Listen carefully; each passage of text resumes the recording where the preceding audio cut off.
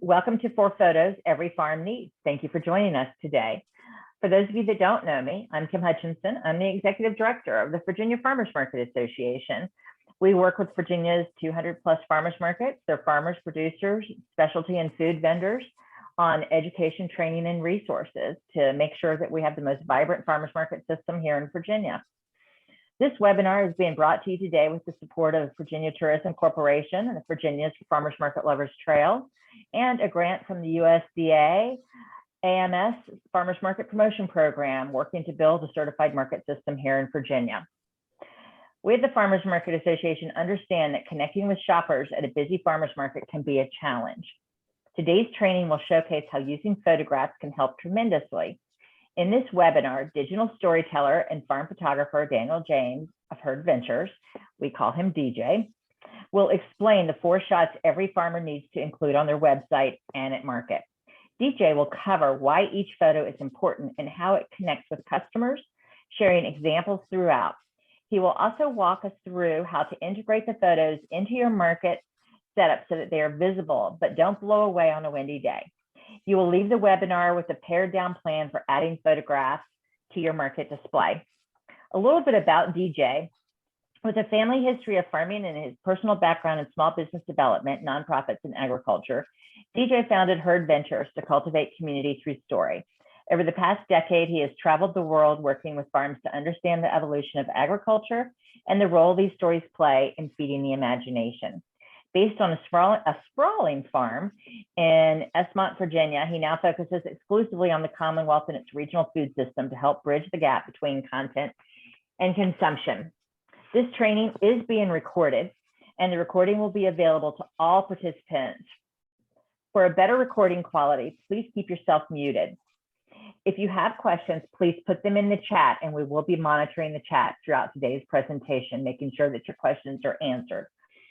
DJ has left ample opportunity at the end of the program for a Q&A session, and he really wants to understand what you're doing at your market and how he can help to better understand the 4 photos and how you can utilize them. So without further ado, I'm going to turn it over to DJ. DJ, take it away.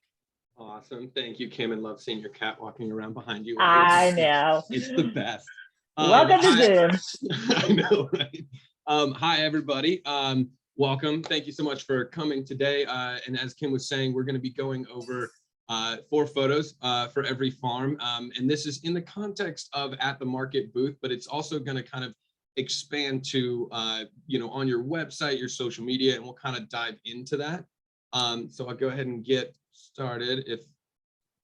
Of course, now it doesn't let me go to the next slide. There we go. Okay, so a little bit of an overview of what we're going to be doing today. I want to make sure we utilize time well here. I'll do a very brief introduction, and then we'll go over kind of those 4 photos are really the 4 stages of your story, and I'll explain how that works out. Give some examples that we have from markets and farms that I've been around. And then as Kim was saying, we're going to leave some time for Q&A there at the end. I love having conversations, so please feel free to engage and ask anything that you like. And then I put that little image in the corner there because then we can all celebrate knowing 4 things and being able to get this done. So anyways, I will jump right in. My name is Daniel James. You can call me DJ. I have been filming, photographing, telling stories about farmers and food systems for about over a decade, and have been very fortunate to do so different parts of the world, as well as throughout the US. Used to go on cross-country farming trips, and now am based in this area and kind of telling stories where the Piedmont is my playground. So getting to know this area very well. A lot of things that I've learned over time. One of them, when I was putting together all these photos, is I realized that I wear pretty much the same shirt everywhere I go, which is fine, but probably need to change that up. Anyways, diving into why you're here today, we're going to be talking about these 4 stages of that story, or these 4 photographs that can really help your booth at the market, as well as just help you be able to tell that story.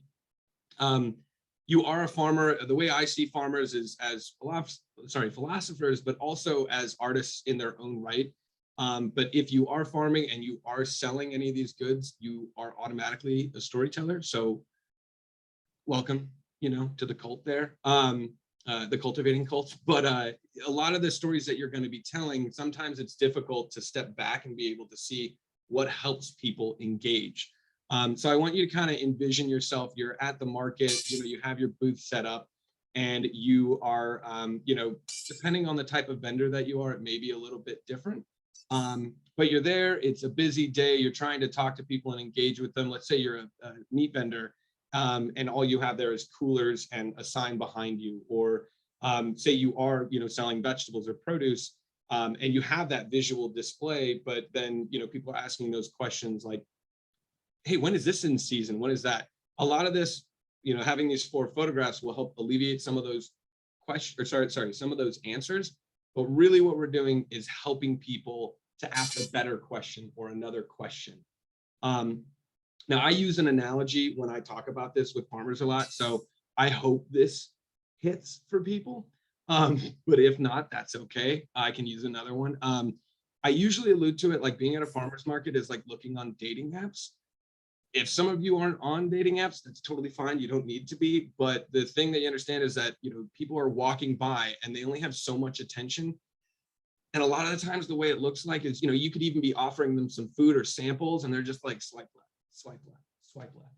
And they just walk right past. So you only have about 10 seconds to really engage and get that hook for having people, want to come up. And really what these photos are going to be doing is getting people to, you're giving them the opportunity to ask another question.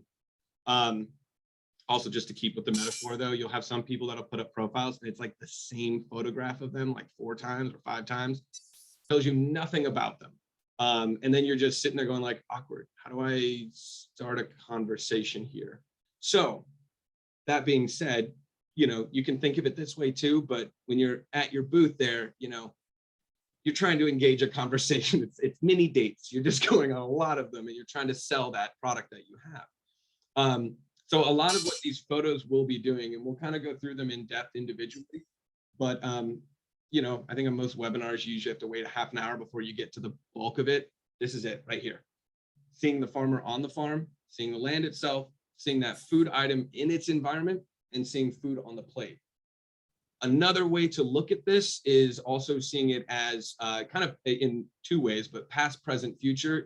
Past is seeing the farmer on the farm and seeing the land itself. That's takes time, the expertise that you've built up, the experiences that you have, what you've been doing. Seeing the food in its environment, just before it comes to market is the present.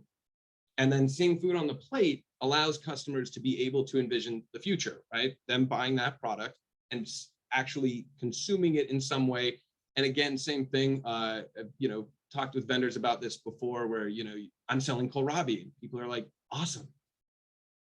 What is a kohlrabi? Like, what do I do with it? So helping them along on that journey really helps kind of solidify a sale. And really what these 4 stages are doing are taking people from soil to sale. And that's kind of the key of getting them along on that journey.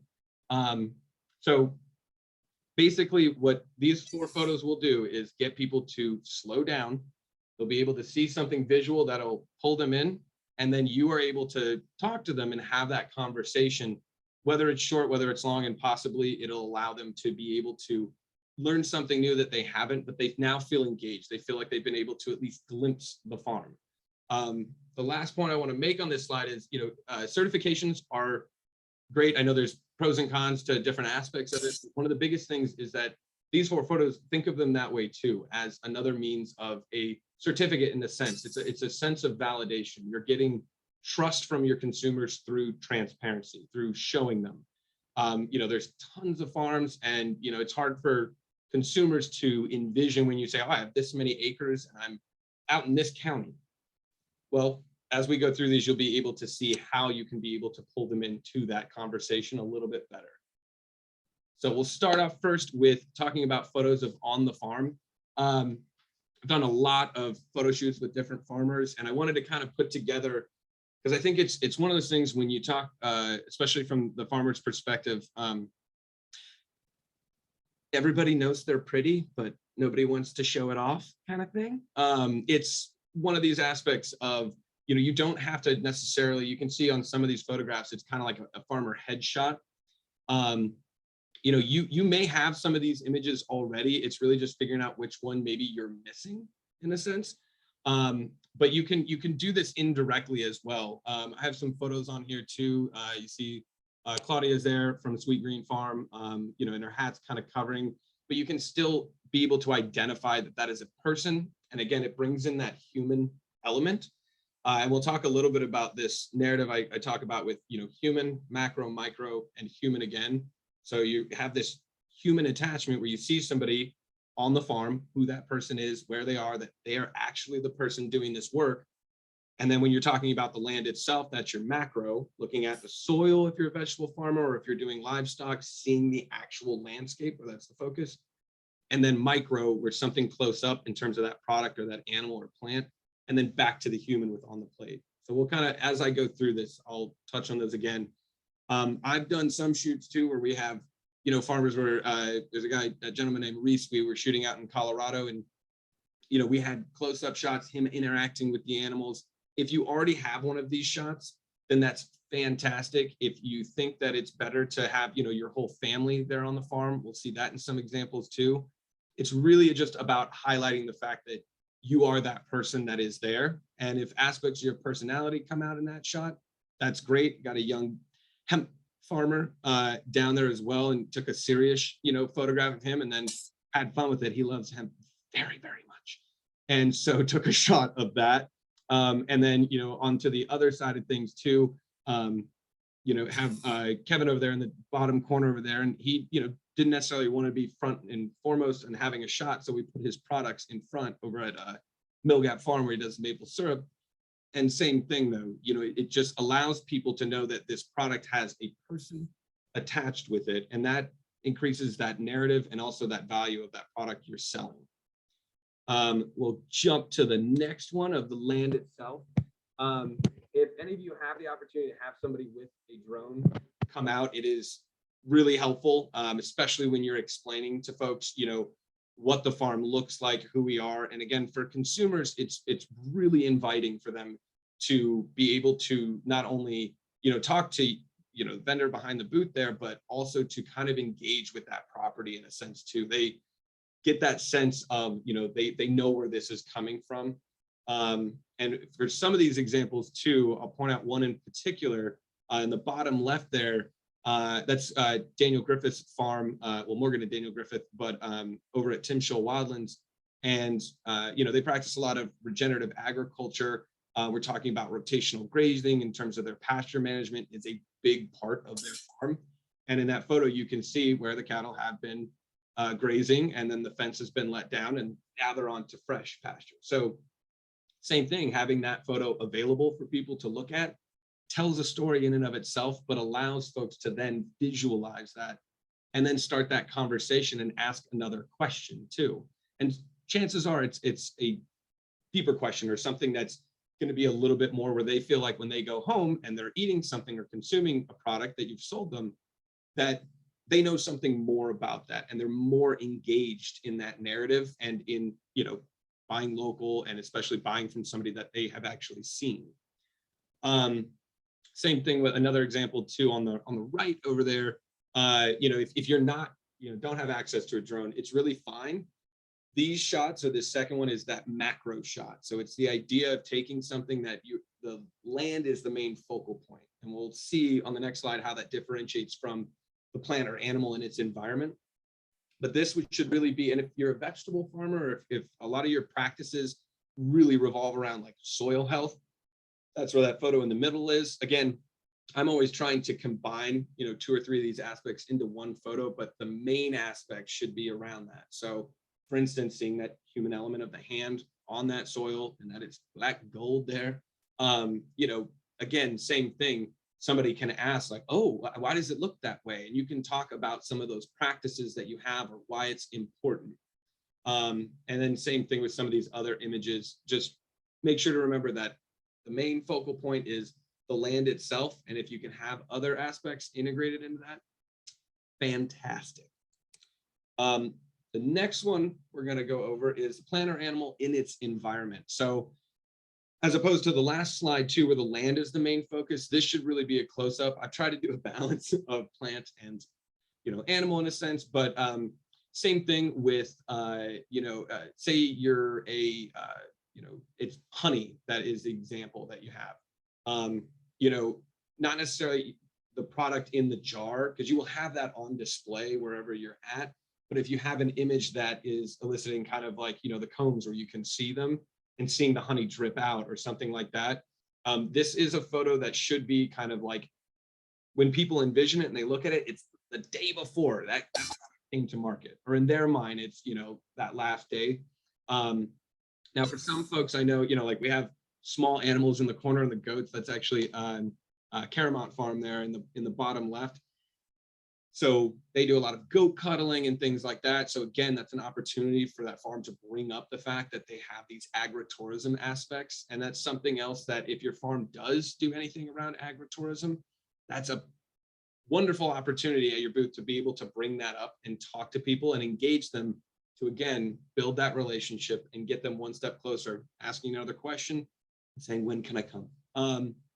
Also, just as a side note, out of all the photographs I've taken, I put it at the center there, but that is Wandering River Farm. I call that photograph the middle child. It has a special place in my heart. It is by far my favorite photograph I think I've taken in Virginia so far. That aside, we can kind of see with some of these other photographs too, again, with the vegetables, we can focus on that for a little bit. Again, same thing. I know folks, have seen a blueberry before. They know what a blueberry looks like. Well, it sometimes is helpful to know that it's maybe not on a tree, it's on a bush, and kind of being able to differentiate those things. A lot of the times, I think what vendors, what we miss out on a lot is the fact of how it can be intimidating to be a consumer. We know our regulars, folks that show up every day, and they're very engaged. They are there, they are ready, they're, the first ones there. A lot of this is to kind of encourage those folks that aren't necessarily as engaged or don't know. And they really do want to ask a question, but sometimes, it can be intimidating. It can be a little, worried about asking a bad question. So again, just to reiterate, these photos are really helping people feel more comfortable asking one more question. So, and then I think actually one of the other photos is tied in with that. The photo over here of the chicken actually has a blueberry in its mouth. They normally eat, as a farmer takes them out. That's Turnian Springs Farm, but as they as he harvests them, the chickens will run around and eat all the extra ones. And one of the chickens got ambitious and jumped up and grabbed one. These are all kind of, again, showing personality and aspects of the farm. That farmer in particular, he sells blueberries and eggs at the market. So, it's kind of, two birds with one stone. Well, chicken, whatever. Moving on to the last one. This is on the plate. So some of you might be wondering too, why, what about product photos? Now, product photos should be something that you have, but that is just going to be living on your website. You really wouldn't need to have a product photo at the market where you have your products. Kind of be a little redundant. The idea of this is, again, back to that human element that you started with, seeing the farmer on the farm.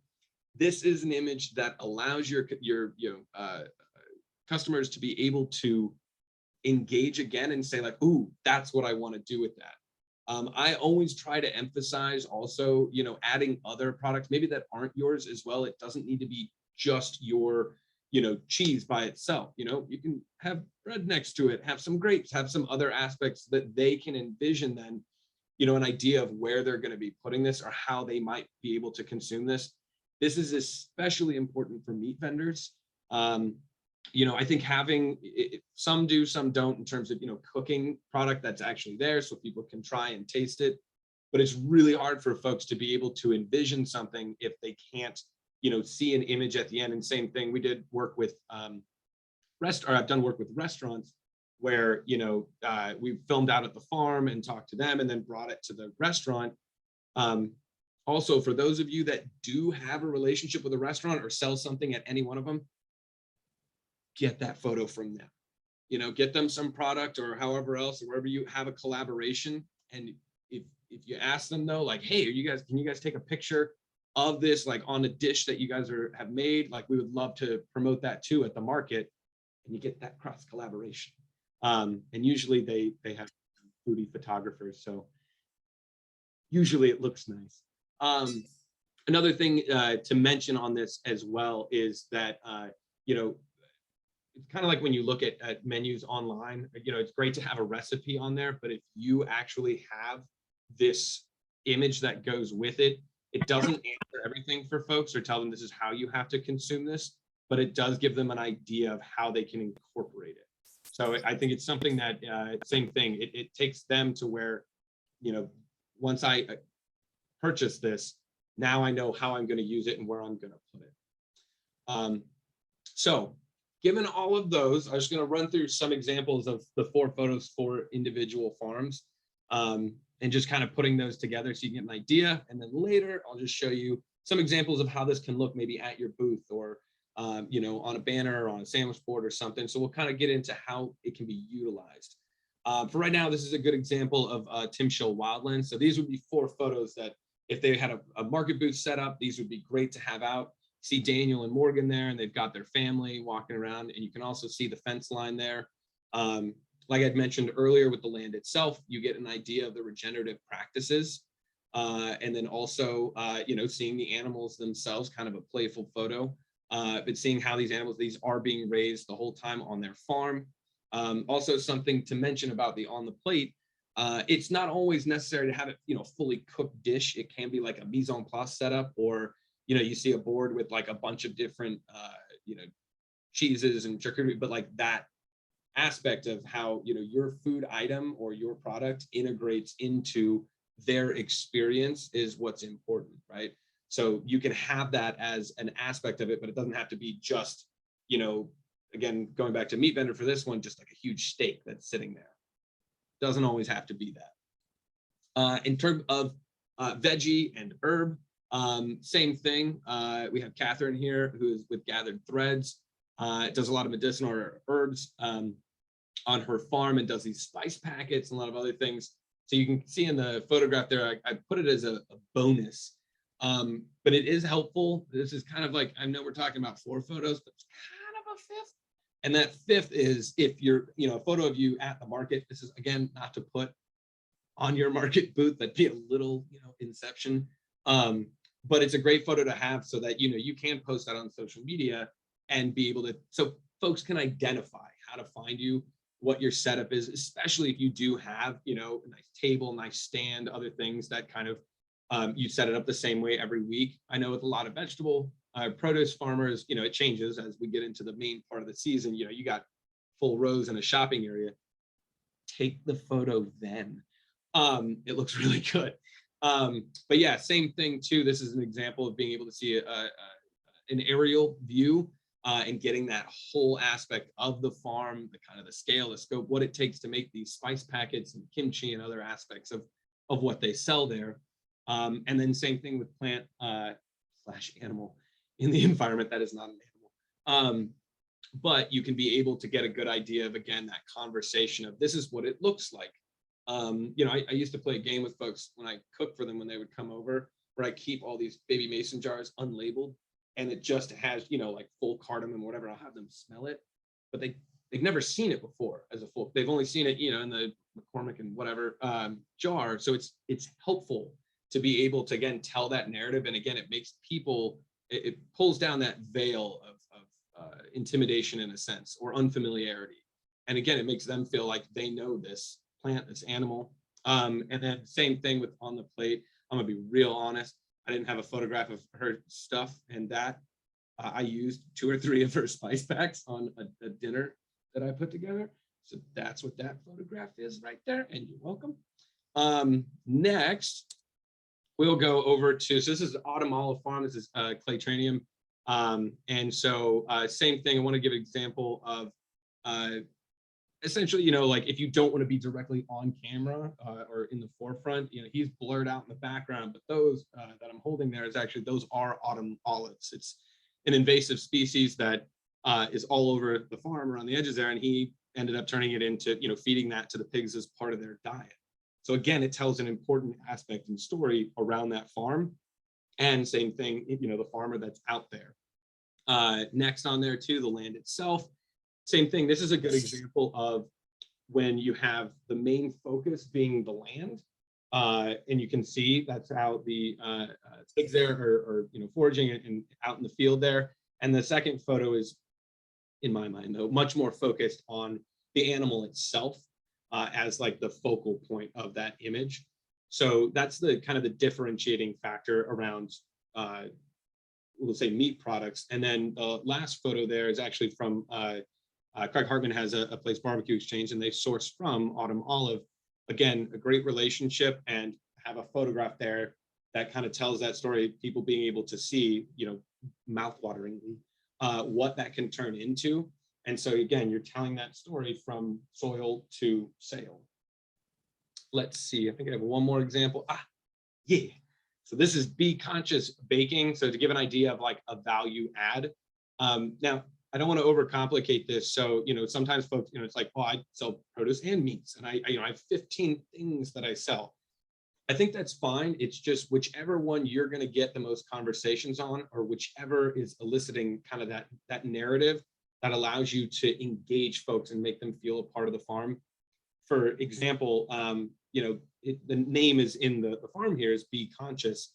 So obviously that's important to them and is the root of what they're doing, whether it's the plants, the herbs they're growing, or other aspects of what they're selling at the bakery. So you see Patrick there too, tending to the hives. And then the next photo too, again, hoop house. You think about when a customer comes up and they're, oh, do you grow these indoor or outdoors? Like, well, I mean, it lifts up, it comes down, it's a hoop house. So if you can be able to show them an aspect of that, then they can identify better with the fact that, this is a, say it's a small family farm, or depending on what the scale is, it allows them to get a better sense of that and be able to relate to that product. And then same thing with the plant or animal in its environment. Again, for this, they have chickens as well, but, decided to go with the bees because, again, that allows for that story for, Patrick to be able to talk to folks and engage around why he's farming, what his philosophies are and why that's so important. And then over at the end there, you see Alexis over at their shop at the dairy market in Charlottesville, and she's got thyme from their garden on top of some lemon cakes that she's made. Okay. I have a question. Go, hit me. Okay. Deborah asks, my key product is yarn packaged into sweater kits. End shot. Would you show a sweater or knitting on knitting needles, or as a work in process, or the finished product on a display form? That's a great question. And there's a lot of just personality that goes into that. I personally, when it comes to a lot of these products that you're making, I mean, it is handcrafted. So it's really nice to be able to see that as well. I try to jokingly say this, when photographing, I have a hand and a foot fetish, or, like seeing boots in the mud somewhere. It's just really, it's really engaging. And same thing with seeing hands. I would say for something like that, same thing. If you can get a shot of where you're sourcing from, and you may not know exactly which, farm, let's say, if you're just buying in bulk, but you can also know what kind of breed or something like that and have that conversation. And on the back end, yeah, I would say having a photograph of, knitting that as well, or how long that takes, or the kind of the art that goes into that. Because also I know with knitting, most people will mistake crochet and knitting for each other. And it's something that if you do one or the other, you want to be very specific on which is which. So for that, I would say, yeah, I would go with that again, that human element. And you can also do, I think for that too, it being a value add, you could have both of those, that photo of the hands and being, actually making that is that, second to last photograph, as opposed to seeing it on a person, how it fits, or again, an entire ensemble and how that goes with it would really be helpful. Yeah, she says she raises the sheep and shears and sends it to the mill to be made into yarn. Then you can absolutely take those photographs. That's even better. And same thing, like when you're at harvesting, or even if, I think there's a photo early in the slides too. I have a friend of mine that does do the same thing, and it's him, clipping the hooves or shortening them down, and you just see a close up of him and the sheep there. So same thing, if you can kind of get both of those together, then that's fantastic. So looking at where to use them. This is kind of where it's implemented. I have some examples from before where, I think the simplest of all things is, we'll cover at the market first. I think when you're at the market, you could make a whole new banner and have that up on top. It's great line of sight. It does catch people's attention very well. Or, the banner you have in the back behind you, as you're talking to people, you can, Vanna White it and just reference it and just point. So that's really good. That being said, I know that that's costly, and most folks already have, excuse me, already have something.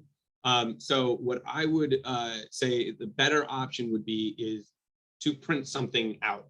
And I have an example here on the left where, you could put your, the Square credit card payment, you put that and have this as like a placemat kind of, or just behind. So that again, as people are already talking to you, they've already, want to make that purchase, or they're just up to asking you one question. Now you've got a whole conversation, or you've got a lot more to be able to reference for them. You can also, on the right side there, you can see something for Be Conscious, where, again, if they're talking about, oh, we have a spot in the dairy market where we sell our baked goods as well as here at the market, well, they can reference that and they can see that. So if that person goes to the dairy market, they know what to look for. And it's tying them back in. Depending on the size or how you want to print this, it could be something that you put on the back of a sandwich board, on one side, still have products you have available, what you've got going out, and on the back side, you can have that sitting there. What I would say though is what's really great to have is you can print one of these out, put 4 images together. I know these are a little, with a little graphic design. You can just have it with just these 4 photographs. I would definitely put your logo in the middle, or something of, that call to action in a sense of, where to follow you on, maybe on Instagram, or where to find you online. Or it could be a QR code as well in the center, so that they can just very quickly pull up your website and learn more about, maybe you're busy with another customer and now they're able to just look that up real quick, and answer some questions for themselves before, the next conversation in line comes up. This all being said, I did, to give an idea as well, I called FedEx Kinko's for an 11 by 17, and that's what I would say would be like the smallest I would get. And to have it laminated, they said it would cost $6.41.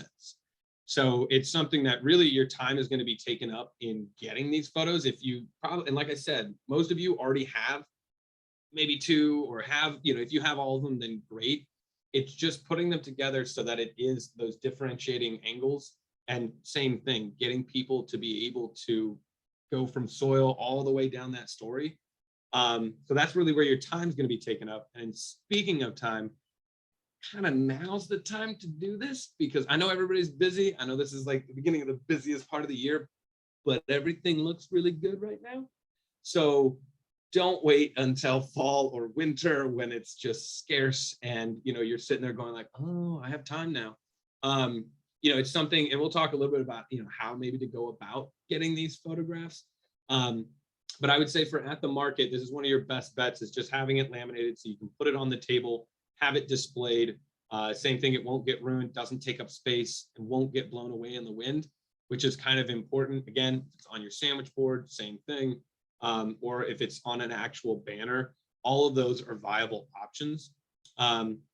Moving on to the social media aspect, you get these, say, 4 great photos that kind of epitomize this farm. Well, they can be 4 individual posts, sure, but they can also start to represent, 4 pillars of a social media strategy if you don't have one already. What I mean by that is, each time you post something, you can put up think about this same pattern in a sense too, put up a photo of, you on the farm, or in some way, whether it's your family or somebody, where like the focal point is that person, right? That human angle. And the next time you post, it's kind of like, what's going on the farm today? What's happening on that landscape? The next post can be about, again, what's about to come to market. Hey, we got blueberries. They're about to, we're about to harvest them. And then that last one can be on the plate. I know for some folks as well, you post up recipes or put a dish. That's a great opportunity for folks to be able to see, hey, this is how we enjoy, the things that we cultivate or the things that we produce. And for the same example too, I'll use that with using the sheep and the knitted products. Same thing, you know, that fourth one instead of on the plate is call it on the person, right? That's good. We'll just do that. And you can have it there, but same thing, it allows folks, and you can add to that, you know, you can add different elements of that, but that's a great baseline for kind of these strategies around your social media and finding a pattern of consistency about what you're posting. And again, what that narrative is, you'd be taking people on a loop, soil to sale, soil to sale. And again, kind of helps in that engagement. The next one is on your website. So same thing. These are kind of like think of it as your chapter titles, or one of the, you know, if it was a book, it would be your author photo and like the cover photo, the back photo, and like the insert tab, right? So on your website, you know, two of these photos, you know, especially for things like the land itself, if you have a great sweeping shot, that's a great photo to have on your landing page, or picking out two of these to put in different areas. You know, the farmer photo is your about me page, you know, so it's the same thing. It kind of goes in a lot of places around your marketing and your storytelling. The next one is going to be the press pack. When I say press pack, what I really mean, you know, there's some farms too. I know did a couple of shoots with Judd Culver over at Kelly Bronze, and they do these turkeys, heritage breed turkeys, and each year the news actually shows up around Thanksgiving, right? They want that story. So not for every farm is that going to happen. What I mean by press pack is you have these 4 photographs in a folder, say on a Google Drive or somewhere easily accessible. You have a little write-up about yourself, which is probably already on your website. And then you have your logo. Well, great. You have all of that set so that when, you know, say you do start working with a restaurant or with a shop that's going to start selling these products as well, email that to them, send that to them, because then if they use that content, and a lot of the times folks, you know, don't have anything to give them, that means you're going to get that promotion as well. And same thing, you know, you can also ask for, let's say if it's a food item and you send them photographs of, like, you know, the animals themselves or where that is on the farm, that's gold for them. And asking them for the same thing back. That all being said too, market managers are just ridiculously redundant about it. No, they need photographs too. So I would say, I was going to make a jab, but I have to remember where I'm at. But that's something that you want to give that to them, because same thing, I mean, I work closely with a couple markets in my area, and same thing, market managers, they're always looking for content for posts to put up. And then you can be that farm that they say, hey, come check this group out, you know, at the farm this week. There's only so many photos you can put up of actual booths every single time. So it's really nice when those markets as well can do that promotion. So in terms of that press pack, it's really the idea that, you know, utilize these other folks that want to promote your farm, maybe for their own purposes too, but it definitely helps out everybody. And if you have it easily accessible, and also not just accessible, but concise, and that's why we picked only 4, it's a lot more helpful for them to go ahead and avoid decision paralysis and put something up there. That all being said, let's talk a little bit about actually getting it done. I don't want to leave you guys with just, here's a great idea, and then the practical application of how to do it. There are times to hire a professional like myself to come out. You know, if you're rebranding, or if you know that you have none of these photos of a high quality, yeah, that's something that I'm happy to talk about. Otherwise, though, there's a lot of ways to be able to get these for yourself. Everyone's got a cell phone. Everyone has the ability to take photographs. And maybe it's just the fact that, you know, you don't know anything about editing or doing all that. Call that niece or nephew that is, you know, been asking or is like always on Instagram. Take those photos yourself. Just do me one big favor. Take it in landscape. Landscape being, you know, portrait, landscape. We're talking about land here. Take that photo in landscape. But you can also ask somebody else to come out and say, hey, I need these 4 photographs. This is it's a shot list for you to be able to communicate well with somebody that is going to be doing that. You may also, I've heard in the past too, you know, say you have a very adamant customer that just is there every week, really appreciates what you're doing. There's an opportunity there to be able to get them out to the farm and saying, hey, are you good at taking photographs? And you can be able to elicit that too, and be able to save some money.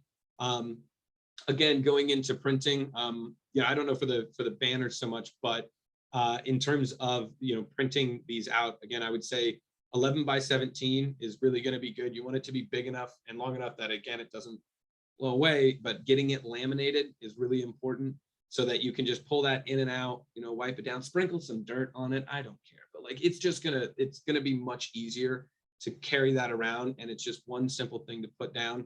And like I said earlier, it's under $10 to be able to do something like that. I do hope all of this has been helpful so far. I will add to this that we're going to be doing more of these kind of courses around content and the visual storytelling and digital storytelling. So sometime soon, there'll be a masterclass around, for farmers actually taking content, video, and photo, and 10 tips to be able to do that better, as well as a post-production around how to actually get that content to market, get it to your social media, to your website, and to those locations, so that, again, it doesn't just sit there fallow and just kind of waiting. But yeah, more of that to come. I have a question. Ooh, I'll take it. Deborah asks, is portrait and landscape the same shot? Is portrait and landscape the same shot? So portrait and landscape is just saying which direction you're holding, like your phone. So for instance, this would be a portrait shot. Like if I was taking the photograph and it's going to do it that long way. Landscape is where you turn it sideways and you take a shot like this. So you always want to do that landscape. There's a lot of folks that will say, like, oh, if you're on TikTok or if you're on this and that, that's video that's getting to later. For these photographs as well, for things you'll be putting it up on, like your website, it's really important to have a wide shot.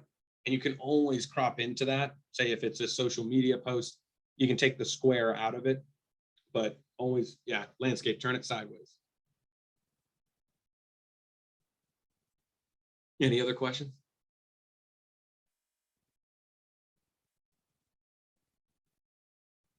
Let's see, if we want to, we can do a Q&A now. I think I'll just go to the last slide there. But yeah, is there anybody, I don't know if we can unhook the mics there. And if anybody wants to go ahead and ask a question. Yeah, you can unmute yourself if you want to, or pop it into the chat if you prefer that way.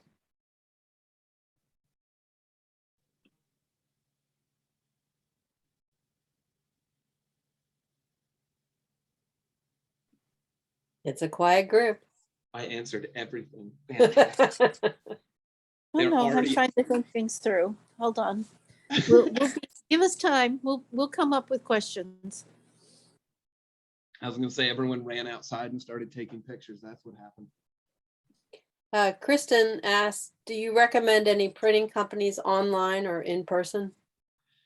Yeah, I mean, a lot of that is basically where if you can get it cheaply done in some respects. If you're printing out something larger, let's say, I mean, for the context of what we're talking about, really your office, Staples or any office shop or FedEx Kinko's, it's going to work really well. And same thing, I think at the end of the day, it's really just about getting this, on your table or at your booth. So it's really, whatever's most convenient for you. And I know for most of those companies, all you do is you go online and you just put on there in an email to their print, you can call them real quick, say, hey, where do I send it to? Oh, send it over here to, this email address. And then you can just go into the store, like especially like a FedEx, and be able to just pick it up and just let them know you want it laminated. And then that'll be the easiest case. This is Deborah. You may or may not know the answer to this. On my iPhone, there's of course portrait, photo, pano, video, whatnot. Is it best to just use the photo application, or should I use portrait? What will give me a better photo using my iPhone as the camera? I completely understand what you're saying. So that option on your phone that says portrait is a setting that they have where it's called bokeh, but it'll blur out the background more. So you can still turn it sideways on its portrait mode to be able to take not to confuse, but a landscape photograph in that mode. It just means that it's the depth, they call it a depth of field, where things in the background is going to be blurred out. Okay, thanks. Mm-hmm. And then I think I saw a question pop up. Number one mistake you see novice photographers make for their business. As to clarify though, as a photography business or as a farm business when they're taking photographs of it? I'm not sure on that one. Let's see. As a farm, okay, as a farm business. I would say the number one, this is just kind of funny. The number one mistake is actually taking photographs like directly into the sun. If you don't have nice, you see like those light rays and everything, and we'll get more into this too on the masterclass around how farmers, can better take content. A lot of it is just making sure, that the light is on you. And in that one too, we're going to go into a little bit of, composition tricks that you can do too, to be able to, say utilize it for not only for, your website, but then, oh, now I can use it for my,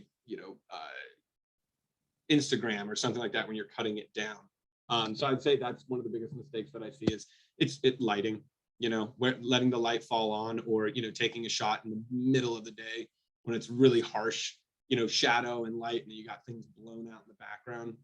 So yeah, I would say that's the number one mistake is lighting, which is ironic because every farmer is a solar farmer in one way or another, right? You're taking the sun's energy and you're being able to like put that into the grass or into whatever else to grow these plants, and then it's lighting that gets them on photography. How about a quick reference for best? Is Daniel James? Yes, I'm danieljames.jpg as well. How about a quick reference for best file, image file size for different social media, Facebook posts versus homepage versus okay, so most of the time these images that you're taking on your cell phones, it really depends on which one you have. And for the most part, it's going to be a big file size. So you can actually go in the settings depending on your phone. I know for different iPhones and different Androids, and you can actually select that. But for the most part, just keep the biggest file size. When you break that down, like on your website, you want to keep it to like 1080, and you can do that with different programs as well, where you can change the file resolution. So you can actually bring it down to where it's not going to slow down your website. You don't want to have massive files on, say, your website, because people are clicking from one page to the other. It has to load all that content. But for the images that you're putting on your, let's say, and just remember this too, like my screen, I know for my computer is, it's 4K, but for most folks, it's going to be 1080. That's where, what people are looking at, and on their cell phones, you don't need these massive file sizes for what people are actually going to be looking at.